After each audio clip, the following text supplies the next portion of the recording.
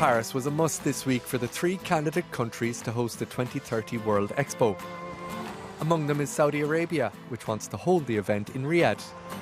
The kingdom shared its project during an immersive evening at the Grand Palais Ephémère. The era of change, together for a foresighted tomorrow, is the theme of the Saudi bid.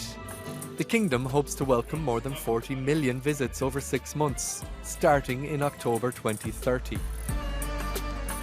Our desire to host it in Saudi Arabia in 2030 lines with the target date for the implementation of our Vision 2030. So it's an important year for us in Saudi Arabia, and we want the world to see Saudi Arabia, and we want Saudi Arabia to see the world. We are devoting tremendous resources to it. We are providing one of the most prime real estate locations in Riyadh for it. As you can see from the plans, we want to make sure it's the world.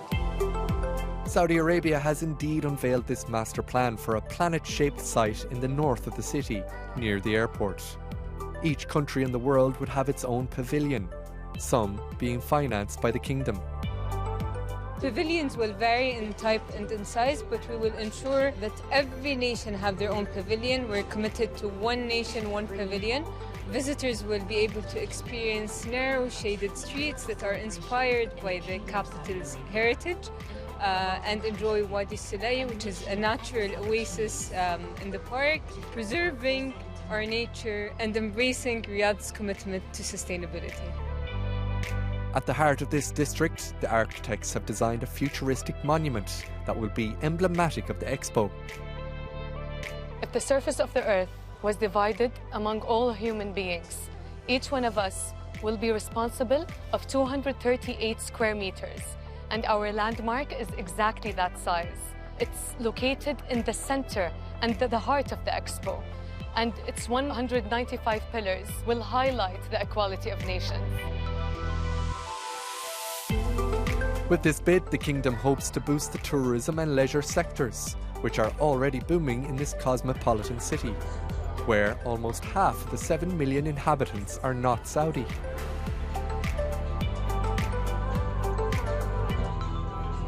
Riyadh is an international city, and lots of people, more than 100 nationalities, either they live or they contribute in Riyadh. When we talk about, for example, King Salman Airport, the architect or the planner, he's a British. He has a consortium also working with him from all the different of Europe. There is always a participation and sharing between all the professionals from all around the world to build Riyadh. So this is why everybody should be proud of Riyadh. In recent years, Riyadh has accounted for around a third of all investment in the country. The capital aims to become one of the world's top urban economies and a global hub for finance and entertainment.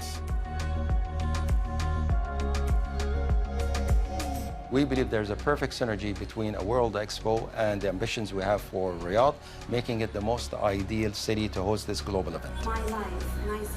To do all of this, we're working with global and multinational companies, and these companies are responding by bringing global talent, technology, and innovation, in addition to relocating or even establishing their regional headquarters in Riyadh. And this is creating a strong platform for the Expo 2030 to enable the development of the project. Saudi Arabia, the world's leading crude oil exporter, has made diversifying its economy a priority. And it is promising to stage the first carbon-negative World Expo. Part of this excitement and part of this commitment to development is our international commitments. How can Saudi Arabia exercise its international responsibility towards the world? How can we share these experiences? And how can we build a platform for the rest of the world to share experiences and learn from each other? Hence comes the idea of having Expo 2030 in Riyadh. The day after this reception, the Saudi emissaries presented their project to the General Assembly of the Bureau of International Expositions. Riyadh's bid is in competition with those of Italy's capital Rome and Busan in the Republic of Korea. The BIE vote will take place in November.